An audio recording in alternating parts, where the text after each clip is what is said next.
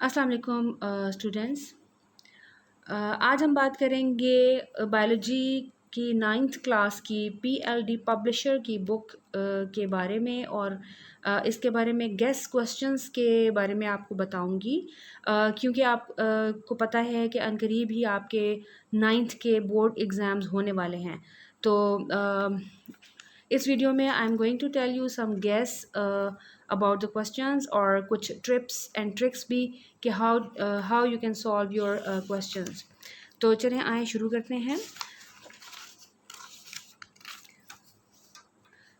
तो these are the contents of the book, as you can see, and we will discuss all of these chapters one by one and the important questions regarding all the chapters. Okay, so this is chapter number 1 and this is the introductions to biology. इस chapter में जो है आपकी जो branches of biology हैं, these are very important. तो आपने ये ब्रांचेस जो हैं ये ज़रूर करनी हैं। इन ब्रांचेस में से जो सबसे ज़्यादा आने वाली ब्रांचेस हैं जिनका आने का चांसेस हो सकते हैं, उसमें आपके पास मॉर्फोलॉजी है, एनाटमी है, एंटोमोलॉजी है, पैरासाइटोलॉजी है, जेनेटिक्स है एंड सेल बायोलॉजी। और इसके अलावा आप ये सारी ब्रांचेस आप ज़रूर करें ताकि आपका एक क्वेश्चन जो है वो मुकम्मल तौर पे तैयार हो सके। उसके बाद चलते हैं नेक्स्ट क्वेश्चन की तरफ। नेक्स्ट क्वेश्चन आपका है पेज नंबर 8 पे बायो एलिमेंट्स के बारे में। तो ये क्वेश्चन जो है ये आपका बहुत इंपॉर्टेंट है। इसमें पाई चार्ट भी आ सकती है और उसके अलावा जो इसमें बायो एलिमेंट्स दिए गए हैं उनके सिंबल्स जो हैं वो भी आ सकते हैं।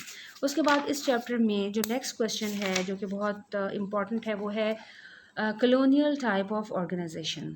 कॉलोनियल टाइप ऑफ ऑर्गेनाइजेशन जिसमें ये वॉल्वॉक्स के बारे में बताया गया है और इसकी डायग्राम और ये जितनी भी डिस्क्रिप्शन दी गई है ये जो है ये आप ज़रूर देख लें।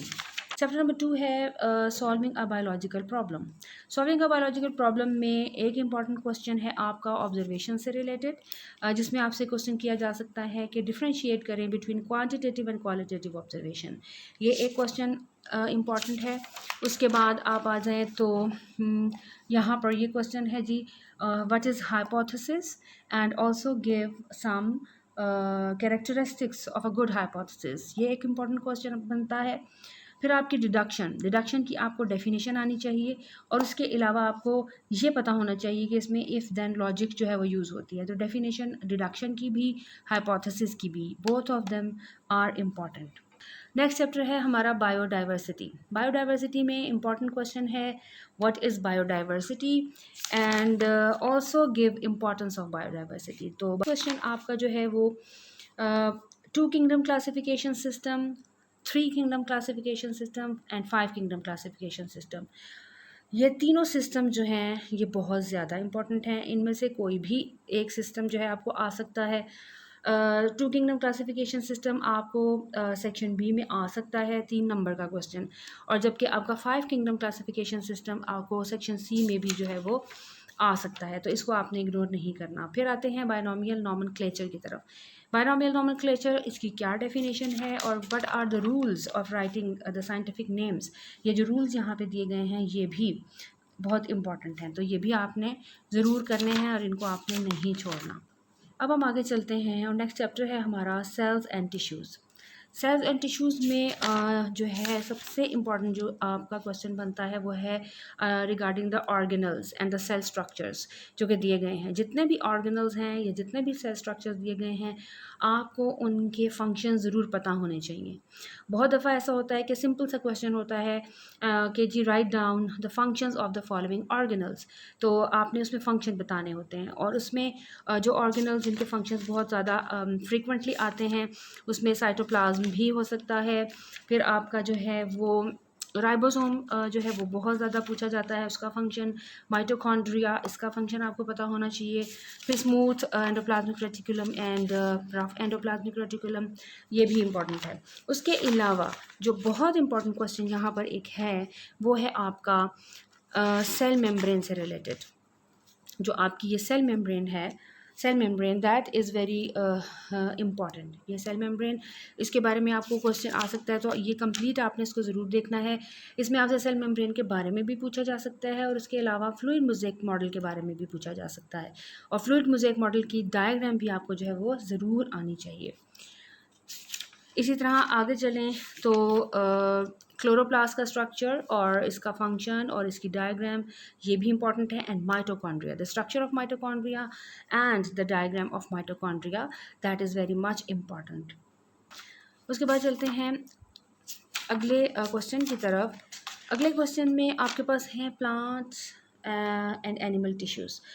अब एनिमल एंड प्लांट टिश्यूज़ का अगर आप देखें तो जो शॉर्ट सिलेबस दिया गया है उस शॉर्ट सिलेबस में इनको बहुत सारी चीज़ें इनमें से एक्सक्लूड कर दी गई हैं। तो इस वक्त जो है आपके पास एनिमल एंड प्लांट टिश्यूज़ बहुत सिंपल तौर पर जो है आप इसको कर सकते हैं, और इनको करने के लिए जो है आप कोशिश करें कि आप जब इसको याद करें, तैयारी करें, तो आप इसको फ़्लो चार्ट की फॉर्म में जो है अटेम्प्ट करने की कोशिश करें, और फ़्लो चार्ट एक बना लें, और उस फ़्लो चार्ट को जब आप बार बार उसको जो है वो याद करेंगे तो आप इजीली इस क्वेश्चन को अटेम्प्ट कर सकते हैं।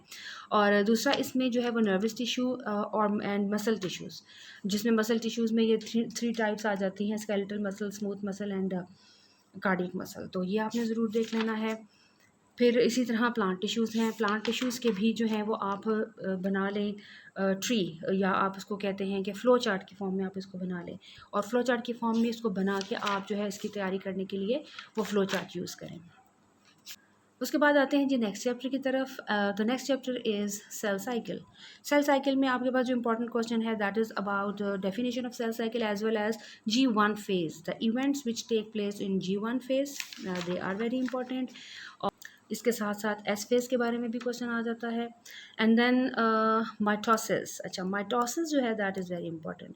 माइटोसिस को आप पूरे तरीके से अच्छे तरीके से जो है इसको याद करें, और इसमें जो साइटोकाइनेसिस है that is cytokinesis in plant cell as well as in the animal cell, ये बहुत इंपॉर्टेंट है, इसका डिफरेंस आपको पता होना चाहिए। Plus the diagram of both of these topics, mitosis की भी डायग्राम एंड साइटोकाइनेसिस की डायग्राम, जो कि प्लांट और एनिमल सेल के अंदर डिफरेंस बताया गया है, ये आपने ज़रूर करनी है।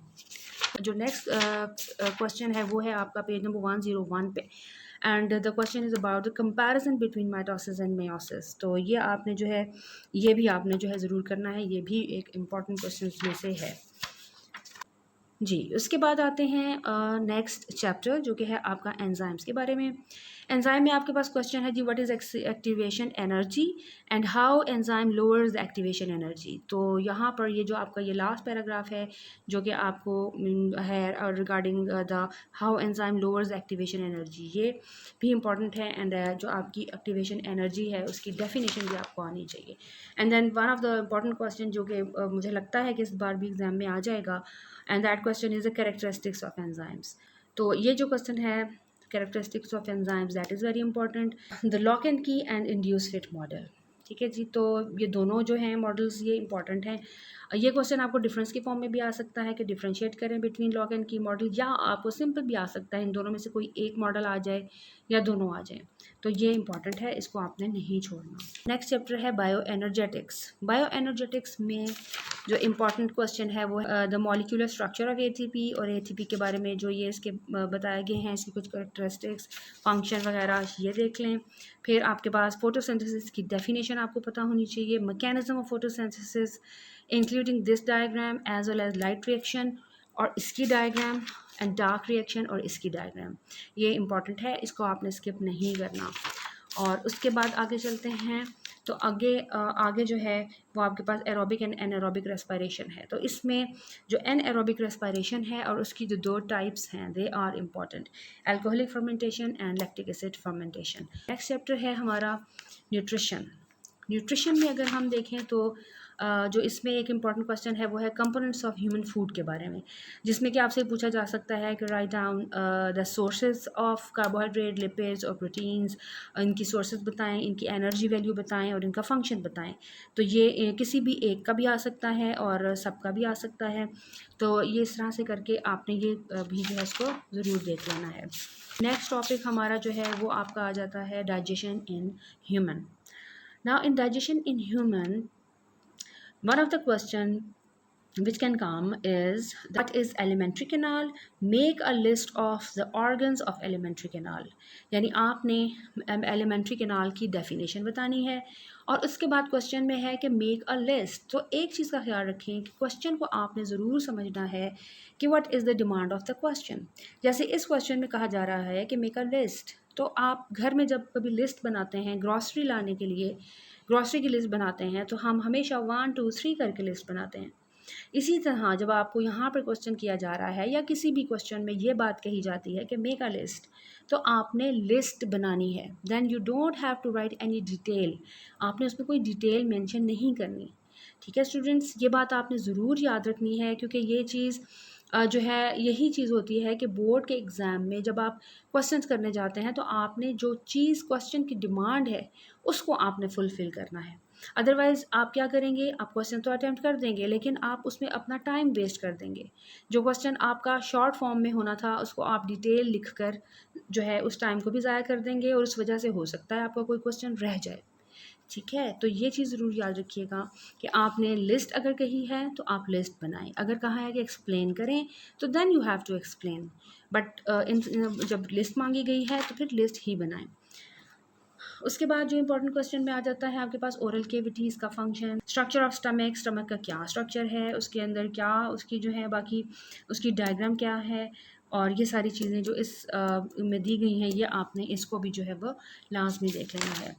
उसके बाद आते हैं जी liver, role of liver, that is also important. और इसमें आपके पास आपको क्वेश्चन किया जा सकता है कि write down the role of liver other than digestion. Okay जी, now the next chapter which is transport. अच्छा, ट्रांसपोर्ट में एक जो क्वेश्चन आपका है वो है जी what is transpiration and their types. तो इसमें आप ये है आराम से इसकी जो है वो डेफिनेशन बताएं कि ट्रांसपायरेशन क्या होती है, फिर आप उसकी टाइप्स बता दें। उसके बाद क्वेश्चन इंपॉर्टेंट आ गया हमारे पास सिग्निफिकेंस ऑफ ट्रांसपायरेशन। अब सिग्निफिकेंस ऑफ ट्रांसपायरेशन में आपने क्या करना है कि आपको क्वेश्चन इस तरह से भी आ सकता है कि जी आप जो है वो ये बताएं, कमेंट करें कि transpiration is called a necessary evil, comment on that statement. तो आपने ये जो पैराग्राफ्स दिए हुए हैं आपने इनको जो है वहाँ पर बता देना है, और तो ये क्वेश्चन ज़रूर कर लें। फिर आगे चलते हैं जी, तो अब आते हैं हम इस चैप्टर के और बोर्ड के एग्ज़ाम्स के पेपर के भी सबसे इम्पॉर्टेंट पोर्शन की तरफ, जो कि यहाँ से अक्सर इस पोर्शन में से बहुत क्वेश्चंस आ जाते हैं और सेक्शन सी में अक्सर जो है वो यहाँ से क्वेश्चंस आते हैं। और इसमें जो इम्पोर्टेंट हैं वो आपके पास ब्लड के अंदर red blood cell and white blood cells and platelets. ठीक हो गया, इन दोनों के अंदर यानी red blood and white blood cells में अक्सर डिफरेंस भी आ जाता है। तो डिफरेंस के लिए आप ये टेबल भी है, यहाँ से आप टेबल के ज़रिए देख सकते हैं जो जो पॉइंट्स दिए हुए हैं, इन्हीं सारे पॉइंट्स को यहाँ पर समराइज़ किया हुआ है, तो ये आप यहाँ से भी देख सकते हैं। और प्लेटलेट्स के बारे में कि प्लेटलेट्स क्या होते हैं वो भी यहाँ पर इसके बारे में भी बताया गया है, तो ये चीज़ें जो हैं ये भी आप ज़रूर करें। उसके बाद जो नेक्स्ट टॉपिक, हाँ जी, ये आपका टॉपिक है जी हार्ट के बारे में, that is very very very important. अच्छा, अब इसके हवाले से मैं आपको एक चीज़ ज़रूर बताना चाहूँगी और वो ये कि once upon a time when I was checking the board papers, तो वहाँ पर उस टाइम जो है एक क्वेश्चन आया था इस हार्ट से related, and the question was that draw a diagram to show human heart structure and flow of blood. अच्छा, अब इसमें हुआ ये कि एक स्टूडेंट था, बल्कि बहुत सारे स्टूडेंट्स ऐसे थे जिन्होंने ये क्वेश्चन अटैम्प्ट किया और उन्होंने बहुत ही अच्छे तरीके से हेडिंग्स के साथ पूरी डिटेल जो थी वो क्वेश्चन की लिख दी कि क्या हार्ट के स्ट्रक्चर में क्या क्या है, और बहुत अच्छी हेडिंग्स के साथ। लेकिन उन्होंने क्या किया कि डायग्राम नहीं बनाई। तो फिर हुआ ये कि जब हमने इस चीज़ को डिस्कस किया कि यहाँ तो बच्चे ने डायग्राम नहीं बनाई और एक्सप्लेनेशन तो बहुत अच्छी दे दी है, लेकिन हमें ये कहा गया कि आपने ये क्वेश्चन जो है इसको क्रॉस करना है और 0 मार्क्स देने हैं, इसलिए कि क्वेश्चन में कहा गया था कि ड्रॉ करें और ड्रॉ तो किया नहीं गया, तो इसलिए हमें उनको 0 मार्क्स देने पड़े। और उसी से अगले साल दोबारा यही क्वेश्चन आया, और अब की बार जब क्वेश्चन आया तो वो कुछ इस तरह से था कि describe structure of heart and flow of blood. तो अब उस केस में अगर आप जो है वो डायग्राम बना देते हैं और डिस्क्रिप्शन नहीं लिखते तो वो बात भी जो है वो बिल्कुल ठीक नहीं है। तो इस चीज़ को प्लीज़ स्टूडेंट्स काइंडली इस बात को समझने की कोशिश कीजिएगा कि जो चीज़ क्वेश्चन में पूछी गई है आपने वही बतानी है। अगर आपके पास क्वेश्चन में कहा गया है कि एक्सप्लेन समथिंग, तो यू हैव टू एक्सप्लेन। फिर आपने उसको एक्सप्लेन करना है, उसके आपने सारा रिटन मटेरियल लिखना है, उसके साथ आपने डायग्राम भी बनानी है। लेकिन अगर आपको ये कहा जा रहा है कि ड्रॉ द डायग्राम, तो फिर आपने डिस्क्रिप्शन नहीं देनी। इस बात को ज़रूर जो है वो मेक श्योर कीजिएगा कि क्वेश्चन को गौर से पढ़ें और जो चीज़ उसमें कही गई है आपने वही करना है। अगर आपको ड्रॉ का कहा गया है और आपने डिस्क्रिप्शन लिख दी है, तो आपने क्या किया कि आपने एक तो क्वेश्चन के आपको मार्क्स नहीं मिलेंगे, और दूसरा आपने अपना पूरा टाइम वेस्ट कर लिया, और हो सकता है कि इस सारे काम को लिखने में आपका कोई एक क्वेश्चन जो है वो रह गया हो।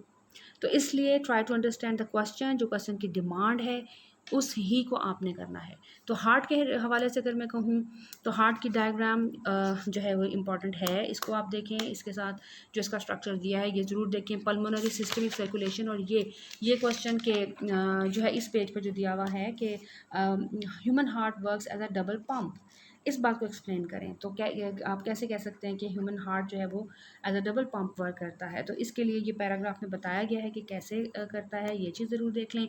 और यही क्वेश्चन जो है ये पल्मोनरी एंड सिस्टमिक सर्कुलेशन की फॉर्म में भी आ सकता है कि what is pulmonary and systemic circulation, और ये डायग्राम इसके साथ जो है ये मस्ट है। तो इस डायग्राम को भी आपने और इस क्वेश्चन को भी आपने इग्नोर नहीं करना।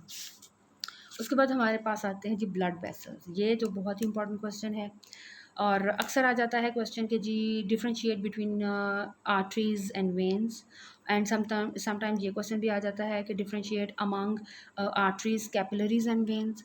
तो आपने ये क्वेश्चन भी नहीं छोड़ना, और यहाँ इसका जो टेबल दिया हुआ है इसको आप ज़रूर देख लें। ठीक है जी स्टूडेंट्स, तो ये था आपका इस बुक के बारे में, और इंशाल्लाह ताला उम्मीद करती हूँ कि अल्लाह करे कि जो चीज़ें मैंने आपको बताई हैं वो आ भी जाएं, और ये जो चीज़ें मैंने आपको बताई हैं वो आपके लिए यूज़फुल साबित हों। ठीक है जी, तो कमेंट ज़रूर कीजिएगा, और अगर सब्सक्राइब नहीं किया तो please subscribe the channel and press the bell icon so that you can get notifications of all new videos.